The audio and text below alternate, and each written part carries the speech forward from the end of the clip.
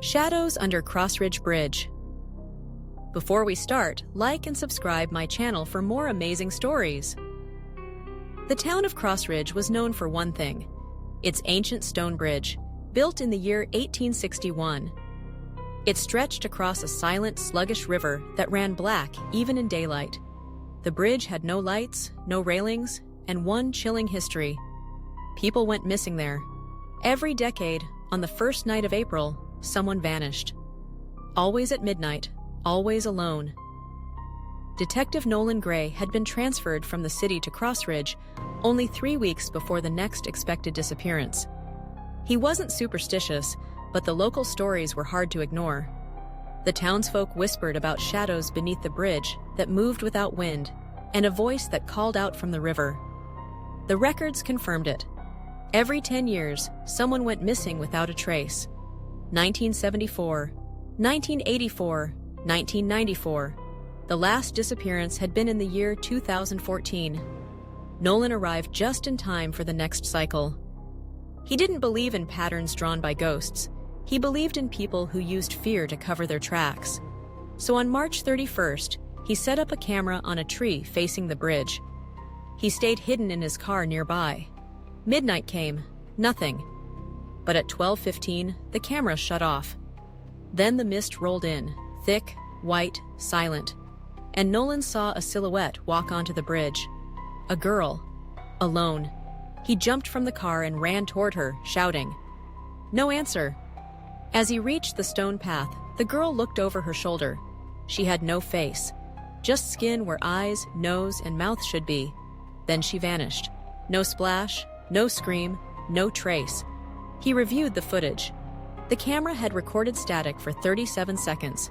Then it resumed. Empty bridge, no girl. The next morning, Nolan questioned the townspeople. No one was missing. No girl reported lost.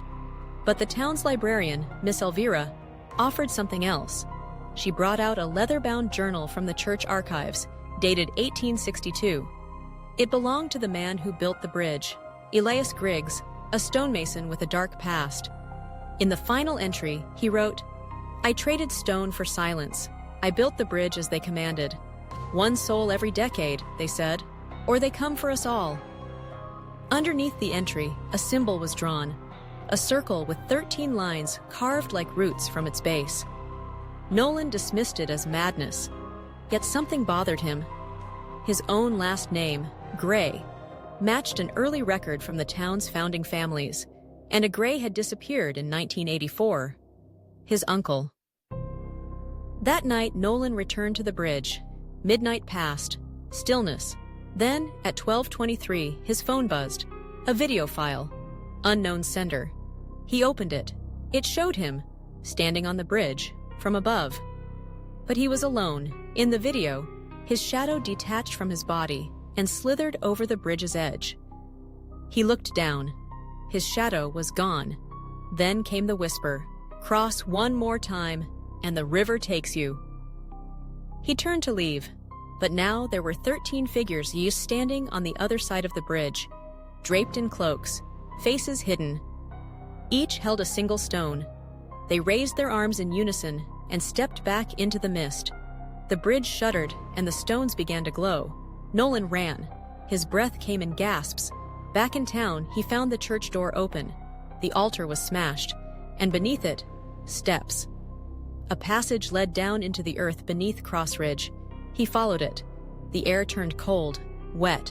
Symbols lined the walls, the same 13 roots from the journal. At the end of the passage was a chamber, 13 stone chairs, and in the center, a pit filled with water that wasn't water. It moved like smoke and shimmered like mirrors. Inside it, faces stared back, screaming. One of them was his uncle. Nolan stumbled back. Then the voice spoke again. Your family knew. The debt is due. Join the circle, or break the bridge. He ran, burst into the town square. Every house was dark. Every window watched him. He made it back to the bridge just as dawn was breaking. The mist was gone, but now, 13 stones sat evenly spaced along the railless edge, and in the center, a 14th. with his name carved into it, Detective Nolan Gray. The countdown had changed, and this time it was personal.